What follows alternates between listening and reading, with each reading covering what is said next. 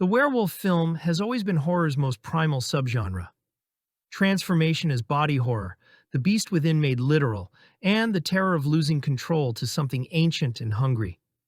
While vampires got sophistication and zombies got social commentary, werewolves remained raw, visceral, and undeniably physical. Tonight we're looking at 10 werewolf films that span 3 decades and multiple approaches to lycanthropy. Some treat transformation as technical showcase, others as metaphor for puberty or repression. Some are Gothic fairy tales, others are military siege films with claws. What connects them is commitment to the curse, whether it's tragic affliction, spiritual possession, or evolutionary adaptation. From the groundbreaking transformation effects of 1981's Triple Threat to feminist coming-of-age horror and direct-to-video absurdity, these films prove that werewolf cinema never stopped evolving. The moon keeps rising, the curse keeps spreading, and filmmakers keep finding new ways to explore what happens when humanity's thin veneer tears away to reveal the animal underneath. The Company of Wolves, 1984. Neil Jordan and Angela Carter adapted Carter's short story collection into something that defies easy categorization.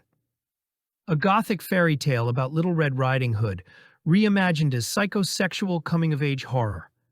The film unfolds as dream within dream structure, where a teenage girl's nightmares explore transformation, desire, and the dangerous allure of wolves, who are also men. Sarah Patterson plays Rosaline with wide-eyed curiosity, gradually giving way to self-awareness and agency. The film presents multiple variations on werewolf mythology through stories told by her grandmother, played with knowing menace by Angela Lansbury. Each tale explores different aspects of transformation. Wedding guests revealed as wolves, a pregnant wolf woman giving birth, a young man whose eyebrows meet in the middle. The practical effects by Christopher Tucker and Rodney Holland are spectacular and disturbing. Transformations happen through snouts, bursting from mouths, bodies splitting to reveal wolves, emerging from human skin, and creatures that are neither fully human nor fully animal. The effects emphasize body horror and violation rather than traditional monster movie spectacle. Jordan shoots everything with lush, painterly beauty, all deep forests, candlelit cottages, and richly detailed costumes. The film operates as fever dream where Freudian symbolism, feminist reclamation of fairy tales, and genuine Gothic horror coexist. The wolves represent danger, sexuality, and liberation simultaneously, refusing to be simple metaphors. The Company of Wolves remains polarizing, too arthouse for horror fans, too horrific for arthouse audiences. But it's one of the most visually striking and thematically rich werewolf films ever made. Silver Bullet, 1985. Stephen King adapted his own novella cycle of the werewolf into this small-town creature feature where a wheelchair-bound boy becomes the only person who believes a werewolf is responsible for a series of brutal attacks. When adults dismiss his claims, he teams with his alcoholic uncle and protective sister to stop the creature before more people die. Corey Haim plays Marty Kozlaw with genuine kid energy, rather than Hollywood precociousness, making his determination feel earned rather than scripted. Gary Busey brings warmth and volatility as Uncle Red, the family outcast who's the only adult who takes Marty seriously. The sibling relationship between Marty and his sister Jane feels authentic, their rivalry giving way to partnership as the danger escalates. The werewolf design by Carlo Rambaldi is effective if somewhat bear-like, a hulking creature that moves with animal ferocity. The transformation effects are minimal. The film focuses on aftermath rather than process, but the creature's appearances deliver genuine menace. Director Daniel Atias keeps the pacing brisk and the small-town atmosphere convincing. The film captures King's ability to make ordinary communities feel lived in before introducing supernatural threat. Everett McGill's performance as the werewolf's human identity adds tragic dimension, playing a man fighting his cursed nature and losing. Silver Bullet works because it treats its young protagonist with respect, understanding that kids facing monsters require courage and resourcefulness rather than adult rescue. It's King adaptation as accessible creature feature that delivers both heart and horror. Project Metalbeast, 1995. What if you combined werewolf mythology with liquid metal technology? That's the gloriously absurd premise of Metalbeast, where a military experiment to create super soldiers goes predictably wrong. A werewolf's body gets covered in experimental metal skin that's supposed to contain the beast, but instead creates a nearly indestructible armored werewolf that's immune to silver and incredibly angry. The film operates as military horror thriller with creature feature chaos. Barry Bostwick plays the obsessed military scientist whose experiments keep escalating despite mounting body counts, while Kim Delaney provides the ethical counterpoint as a doctor who realizes they're creating something unstoppable. The supporting cast navigates B-movie dialogue with appropriate seriousness. The Metalbeast design is impressively realized for the budget. A werewolf covered in metallic plating that makes it look like organic creature fused with machinery. The creature effects blend practical suits with animatronics, creating something that's both absurd concept and genuinely menacing presence. When it moves, the metal plating shifts and gleams, suggesting nearly unstoppable killing machine. Director Alessandro De Gaetano keeps the pacing brisk, understanding that films built on ridiculous premises work best when they don't linger on logic. The military facility setting provides corridors and laboratories for the creature to rampage through, while the isolated location ensures no easy escape. Project Metalbeast, high concept, modest budget, and total commitment to premise, regardless of absurdity. It's the kind of film that could only exist in that brief window when practical creature effects still dominated and concepts didn't need to make complete sense. Night of the Howling Beast, 1975. Paul Naschy's 10th appearance as his signature character, Waldemar Daninsky, takes the cursed werewolf to Tibet, where an expedition searching for the Yeti discovers something far more dangerous. Waldemar's lycanthropy becomes secondary to Gothic adventure, involving mad scientists, vampiric women, torture dungeons, and Himalayan mysteries. Naschy, who also wrote the script, plays Waldemar with tragic nobility. A man cursed to transform who seeks either cure or death but finds only more horror. The film careens between genres with gleeful abandon: expedition adventure, torture chamber gothic, creature feature, and tragic romance all collide in ways that shouldn't work but somehow do through sheer commitment. The practical werewolf makeup is Naschy's signature look: thick fur, pronounced fangs, and bestial facial structure that emphasizes the curse's dehumanizing effect. The transformation sequences are brief but effective, focusing on Waldemar's anguish rather than elaborate process. When the beast emerges, the attacks are brutal and animalistic. Director Miguel Iglesias Bonds shoots the Spanish locations as convincingly Himalayan, using rocky terrain and mountain vistas to sell the exotic setting. The film's Gothic elements, underground lairs, sadistic experiments, vampire women draining victims, feel transplanted from European horror traditions into adventure framework. Night of the Howling Beast represents Spanish horror's unique approach to genre filmmaking, unconcerned with logic or tonal consistency, prioritizing atmosphere and spectacle over narrative coherence. It's gloriously messy Euro horror that delivers exactly what Naschy fans wanted: their favorite tortured werewolf suffering through another cycle of transformation and tragedy. Dog Soldiers, 2002. Neil Marshall's directorial debut is pure adrenaline. A squad of British soldiers on training exercise in the Scottish Highlands encounters a pack of werewolves and must survive the night in a farmhouse with limited ammunition and no reinforcements.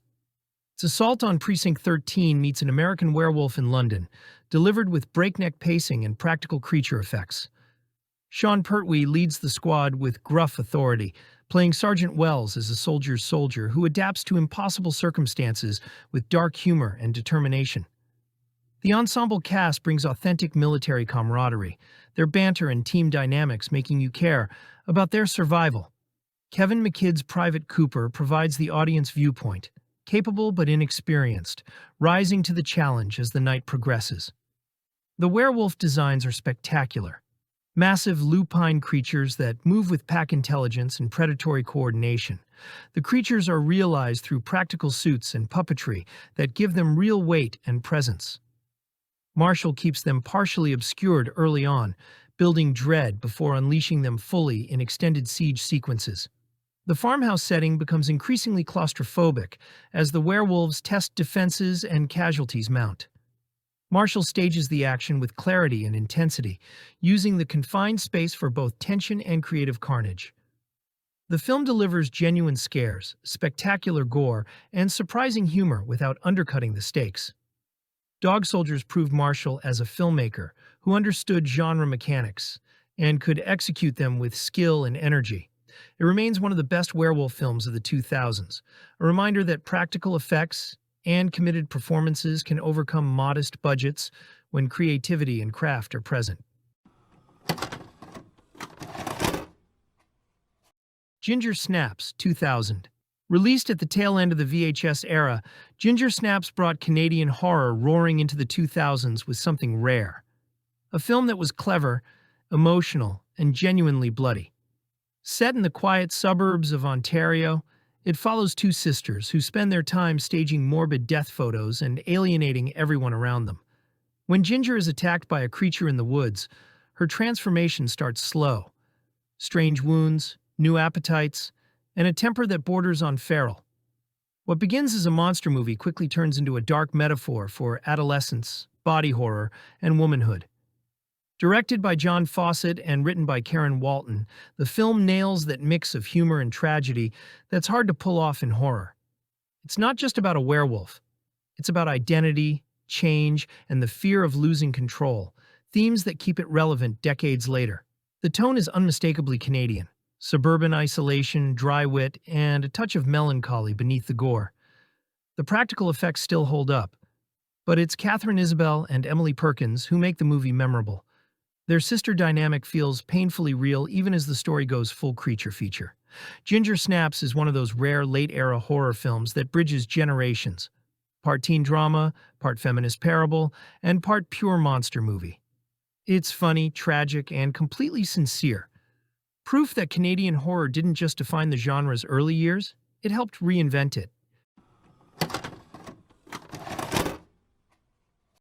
An American Werewolf in London, 1981, John Landis created the definitive werewolf film, balancing genuine horror with pitch-black comedy while delivering the most famous transformation sequence in cinema history. Two American backpackers ignore warnings about the Yorkshire moors, and when a creature attacks, one dies while the other survives cursed. David Kessler's dead friend appears as a progressively decaying ghost, urging him to end his life before the next full moon. David Naughton plays David with genuine vulnerability. His romance with nurse Jenny Agutter, providing emotional weight that makes his curse more tragic. Griffin Dunne steals scenes as the decomposing Jack. Their conversations in London, locations blending absurdist humor with existential dread. The victims David kills appear as undead spirits begging him to die and release them from limbo. Rick Baker's transformation sequence remains the gold standard. David's change in Alex's apartment is agonizingly prolonged. Hands extending into paws, spine elongating, facial structure reforming as snout emerges through stretching flesh. Baker achieved this through mechanical prosthetics, air bladders, and makeup innovation that earned the first-ever Academy Award for Best Makeup. The film's tonal shifts are masterful. The Moor attack is genuinely terrifying. The undead conversation's darkly comic, and the Piccadilly Circus rampage delivers spectacular carnage. Landis balances these elements without undercutting any, creating a film that's simultaneously frightening, funny, and heartbreaking. An American Werewolf in London set the template for modern lycanthropy cinema, proving transformation could be both technical showcase and emotional devastation. Bad Moon, 1996. Some werewolf movies lean on cheap thrills, but Bad Moon takes a different angle, blending its monster horror with themes of family, loyalty, and tragedy. The story follows Ted Harrison, a photojournalist whose life changes after a brutal attack during an assignment overseas. He makes it home alive, but he's been bitten, and the curse of the werewolf follows him back. Hoping for a fresh start, Ted moves close to his sister Janet and her young son Brett, trying to keep his condition hidden. At first, things seem normal, but soon the warning signs creep in. Strange behavior, eerie sounds at night, and sudden flashes of violence. The only one who sees the truth right away is Thor, the family's German shepherd.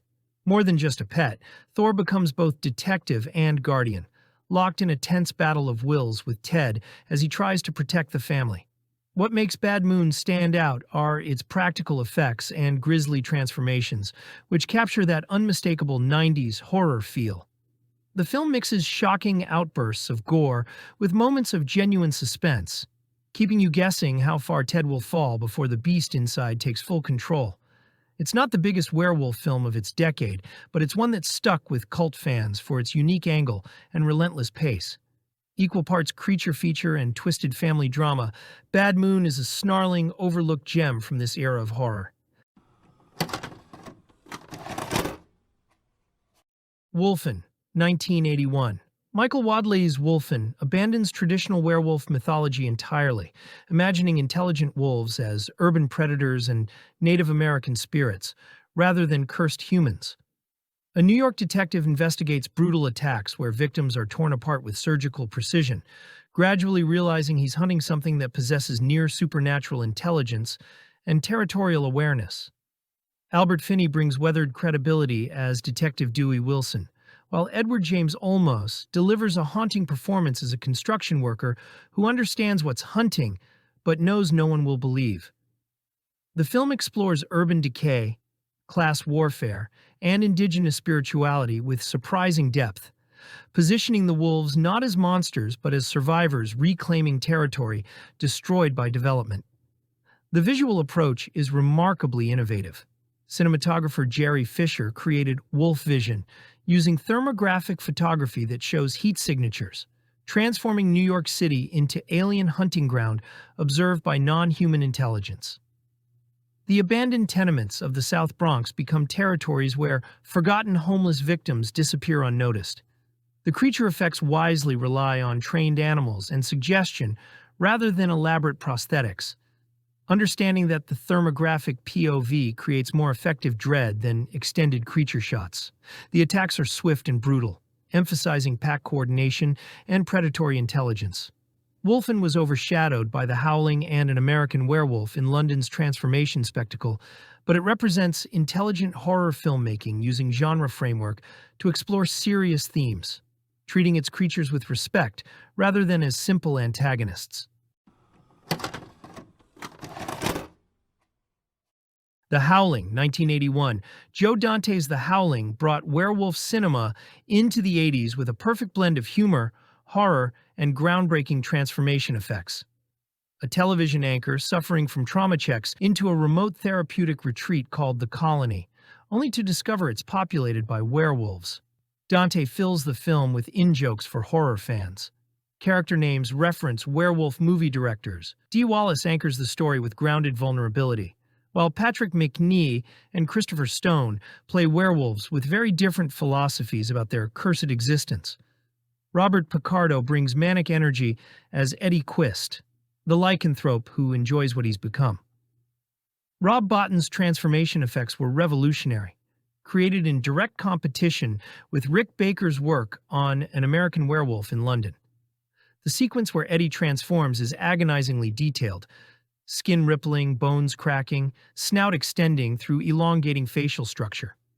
Bottin used air bladders, mechanical prosthetics, and makeup wizardry to achieve effects that still impress decades later. The Colony setting allows for werewolf pack dynamics rarely explored in lycanthropy films. These aren't isolated, cursed individuals, but a community grappling with their nature. The film's subtext is unusually explicit, treating transformation as metaphor for repressed desires breaking free. The Howling spawned 7 increasingly disconnected sequels, but the original remains a high point of 80s creature features, proving werewolf cinema could be technically impressive, narratively sophisticated, and darkly funny all at once. Werewolf cinema has always understood something fundamental about horror: that the scariest monster isn't the one that attacks from outside, but the one that emerges from within. Whether it's curse, metaphor, or evolutionary throwback, the transformation from human to beast taps into primal fears about loss of control and the violence we're all capable of. These 10 films show the subgenre's range, from technical spectacle to emotional tragedy, from Gothic fairy tale to creature feature chaos. Some became classics, others remain hidden gems.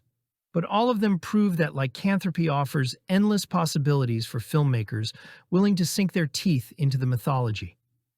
If you love practical creature effects, transformation sequences, and horror that's as much about what we become as what attacks us, hit that like button, subscribe, and let us know which werewolf film still haunts your nightmares.